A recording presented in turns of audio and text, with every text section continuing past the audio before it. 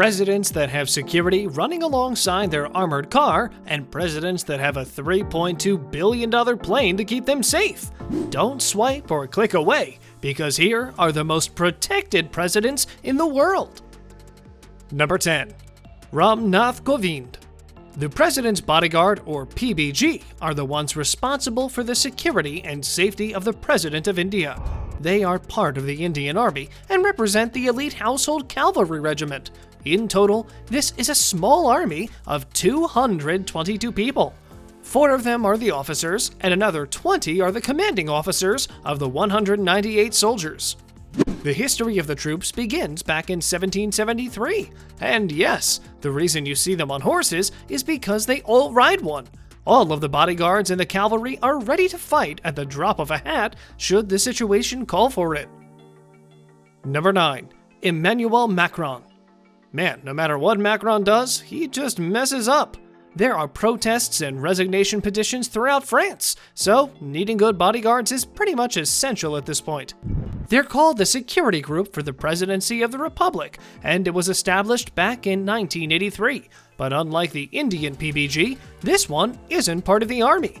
They're part of the National Police, and the group is composed of 60 members, down from 90 in 2012. And because they're dressed like they're about to go on a Parisian fashion show, lifestyle magazines have been talking about their pointy shoes, matching belts, and on-point hairstyles. But it's possible that they've concerned themselves more with their appearance than they are with the president's security. Otherwise, they wouldn't have let him get slapped by a fan. Number 8. Paul Biya.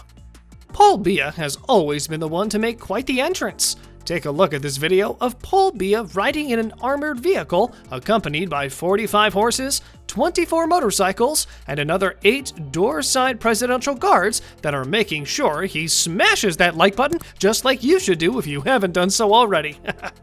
But no, in all seriousness, they're making sure he's safe. The Cameroonian president has been sitting on the term from November of 1982, and there have been numerous attempts at overthrowing him. Therefore, the 88-year-old politician does everything in his power to stay in office, but many news outlets have criticized him about practically giving the Cameroonian security market to the Israeli companies. Number 7.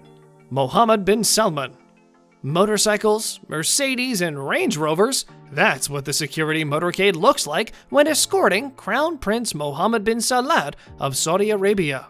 Recently, there were rumors that he's had a few problems with his father, and that's why he's been increasing his security personnel. This was easy to do since he's the Minister of Defense of Saudi Arabia. Many security agencies receive promotions for their young officers and is therefore working to slowly turn all of the security and military agencies on his side. So, he not only has one of the largest motorcades in the world, he has the army in his hands as well. Number 6. Alpha Conde. Alpha Conde was the 4th president of Guinea and the first freely elected one. But after winning his second term in 2015, Conde changed. He made it possible for presidents to run for 4 terms instead of just 2. The people were outraged. They protested in the streets, but the protests were brutally repressed. This made Alpha Conde one of the most hated people in the country, so increasing security was a necessity for him. The Red Berets have been known to beat up anyone that doesn't comply with Conde's rulebook, and this means that reporters and journalists have been the main targets. Number 5. Erdogan. Does Turkish President Recep Erdogan have the biggest army of bodyguards in the world? No, but he does have the coolest looking bodyguards in the world. You see, there are only about 60 people that guard the president, and they're known as the mustachiers. Yes, they all have big mustaches. They're all butch, they're all big and muscular, and they look like their best friend is a bear. Oh, and as a quick reminder, don't go near them with Erdogan as close. They won't even think about beating you to a pulp, like the time they attacked several American citizens who were protesting Erdogan in Washington, D.C. Number 4. Xi Jinping. They call it the Central Security Bureau, and it's the elite guard tasked with the security and protection of the President of China and the other heads of state. Up until 2015, we didn't even know who was the director of the Bureau, but when he finally attended a White House banquet, the guest list mentioned Wang Xiaozun as his title. The true power of the CSB could be witnessed back in 2017 when Xi Jinping visited Hong Kong. To make sure peace was maintained, helicopters, portable 6-foot barricades, and 11,000 police officers guarded the president. Number 3. The President of the United States. After the death of Abe Lincoln, the U.S. government saw the importance of having a special government organization that would make sure that the president's safety is never put in jeopardy. Thus, the Secret Service was born. They follow the president wherever he goes, and no one can get in or get out of the White House without them knowing. Even after the president retires, they will still be protected by the Secret Service, which explains why the organization has 7,000 employees. Deadly employees. On top of this, the President of the United States has one of the best organized motorcades in the world, which cost the U.S. taxpayer over $1,000. That's per minute of driving. The president rides in the Beast, a Cadillac SUV that's hermetically sealed vehicle with no opening windows, a metal plate too thick that the car can withstand anti-tank landmine. The car has 2 pints of the president's blood type, and if attacked, the Beast will create a smoke screen to escape.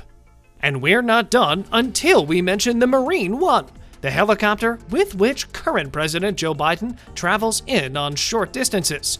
For international flight, the POTUS will board the Air Force One, a plane that can refuel in the sky and fly practically forever and even withstand a nuclear blast on the ground.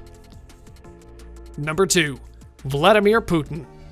We know he has a presidential plane, we know he has a secret service, and we know that he has an armored vehicle called the Urus Senat, which looks suspiciously similar to the design of the Rolls-Royce. But that's pretty much everything we can say about Putin's Federal Protection Service, or FSO. Some call them Putin's people because their only task is to keep body number 1 safe at all times. We also know that Dmitry Kochnev is the president of this government organization, but we know nothing about the operations of the organization. We just know that there are some men in black suits around Putin, but we don't know nearly as much as we do about the US Secret Service. Now, the reason we placed Putin above Trump on our list is because of the secrecy the FSO is shrouded in. Some people say that these men are just like any other presidential bodyguard unit, while others state they're so powerful that they have a Putin body double that they deploy to do those dangerous publicity stunts. Number 1. Kim Jongun. If you took Vladimir Putin and Joe Biden's Secret Service and you compared them to the Guard Command, you'd be shocked to find out that Kim far outnumbers both of them. While the Secret Service has only 7,000 employees, Kim Jong-un's Guard Command has, are you ready for this, 100,000 employees. These are like the dictator's private army that heed his every command and make sure that nothing happens to the ruler. Oh, and those that are the best at their job almost inevitably get picked up to serve as his personal bodyguards. And no, they're not the guys running alongside his Mercedes-Benz armored limo. The ones we're talking about are the invisible ones to the public. They blend in, and no one knows they're there. If push came to shove and Kim Jong-un's life was in danger, then they will step in to save him. The guys you see glued to the limo are minor-ranking bodyguards from the Guard Command. On a related note, do you think the expertise of the Secret Service can beat the 100,000-man army of Kim Jong-un? You can tell us in the comment section below. If you like more videos like these, don't forget to subscribe to our channel and hit the bell icon so you never miss any of them. And as always, thanks for watching, guys.